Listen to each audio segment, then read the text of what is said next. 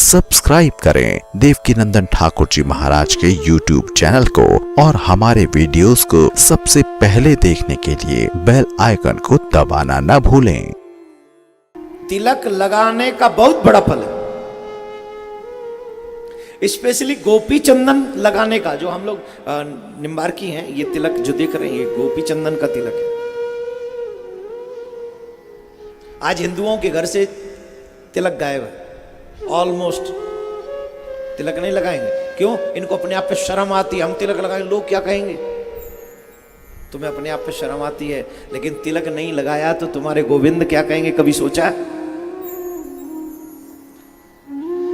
आपको एक बात बता रहे हैं, कोई घर में व्यक्ति मर जाए, उसे छूने से व्यक्ति अपवित्र होता है कि नहीं? बोलिए क्यों? बोले वो सब है, सबको छुएंगे तो अपवित्र हो जाएंगे। ठीक वैसे जैसे सबको छूने से अपवित्र हो जाते हैं, ठीक वैसे ही जिसके माथे पे तिलक न हो उसे छूने से भी हम अपवित्र हो जाते हैं। उसी तरीके से जिसके माथे पे तिलक नहीं वो सबके समान है, वो मरे हुए के समान है।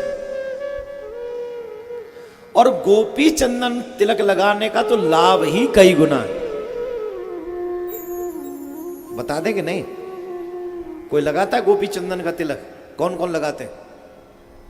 अच्छा, अरे वाह। आइए हम इसका फल बताते हैं और आज के बाद आपकी और श्रद्धा बढ़ जाएगी गोपी चंदन में। माथे पे गोपी चंदन महत्वपूर्ण क्यों है, ध्यान से सुने। कई लोग बड़ा शॉर्टकट लगा के लाली लगाई और चल पड़े।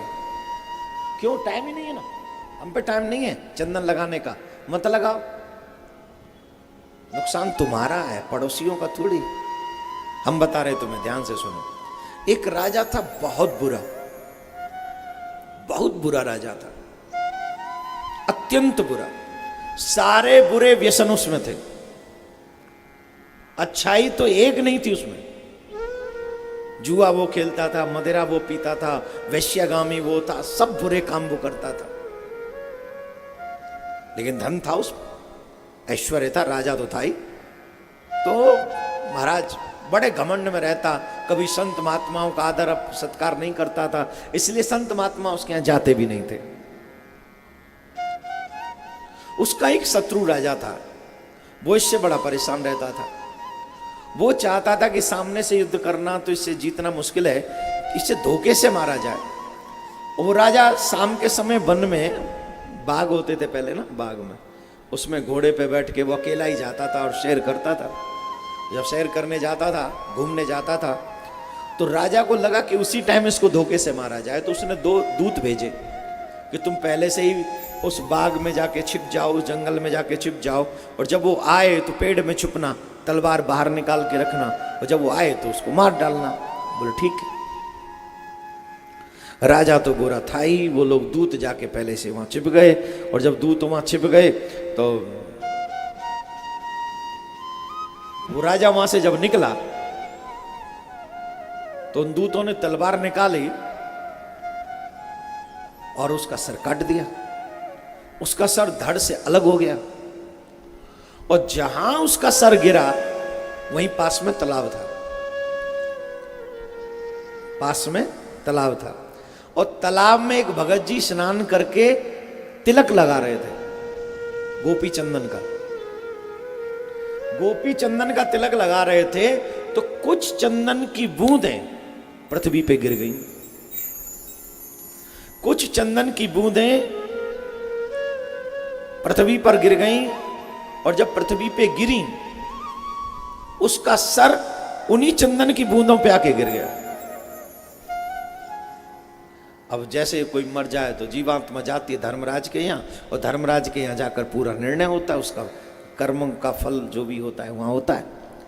धर्मराज के यहाँ पहुंचा तो पूरा हिसाब किताब हुआ, और हिसाब किताब तो बड़ा खतरनाक था। अच्छा काम तो कुछ किया ही नहीं, कभी अच्छा काम किया ही नहीं।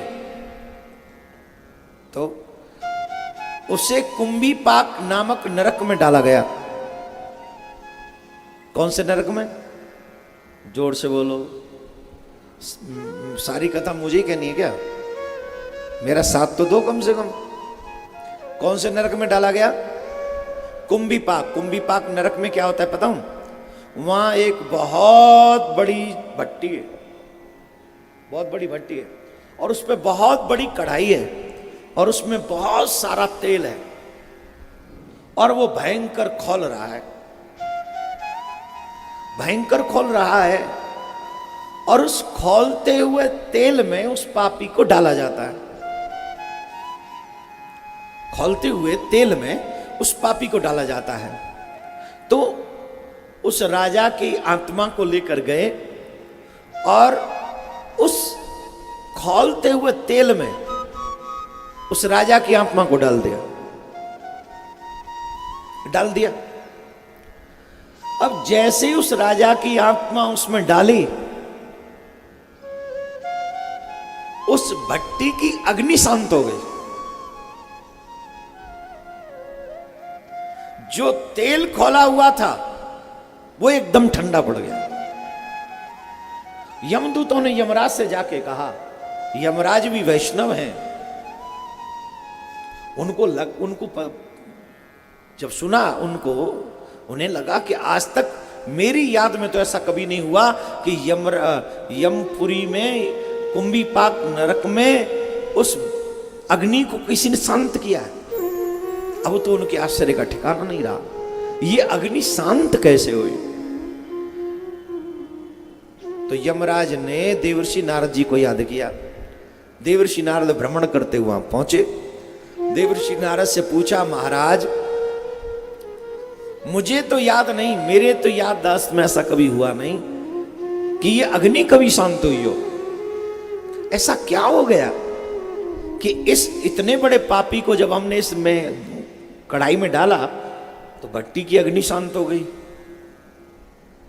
तेल ठंडा पड़ गया, ऐसा क्या हो गया?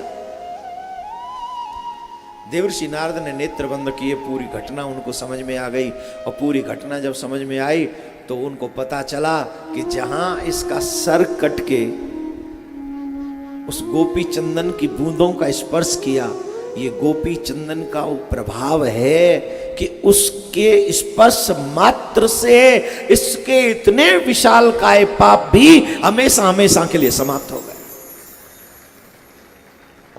ऐसा पापिष्ट राजा भी यमलोक गया, नरक में गया, भट्टी में डाला गया, लेकिन अग्नि उसे जला नहीं सकी।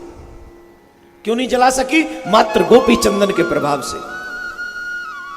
हे हिंदुओं, तुम लोगों ने अपना नरक जाने का रास्ता खुद से तैयार किया है। भगवान का नाम नहीं, माथे पे तिलक नहीं, मंदिर जाना अच्छा लगता नहीं, मंदिर कैसे जाना चाहिए यह भी पता नहीं, किस स्थिति में मंदिर नहीं जाना चाहिए यह भी पता नहीं।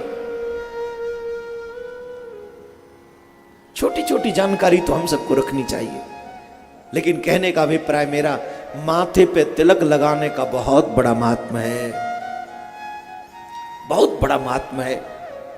इसलिए माथे पे हमेशा, हमारे बुजुर्ग तो कहा करते हैं ब्रज में कि भैया वैसे रात्रि में तिलक नहीं होता है, पर जब अवस्था अधिक हो जाती है तो कह देते हैं कि जब हम सोएं तो अब तिलक मत हटाना। क्यों? बोले पता नहीं कहीं सोते सोते ही न रह जाए। तिलक लगा रहेगा तो यमराज के दूत हमारा स्पर्श नहीं करेंगे। आज से पहले ये ज्ञान था आपको तिलक के विषय में? जोर से बोलो। यूं करो कि यूं करो? नहीं था, अब हो गया। अब एवरीडे माथे पे गोपी चंदन का तिलक लगाइए, ये मेरा निवेदन है आप सबसे।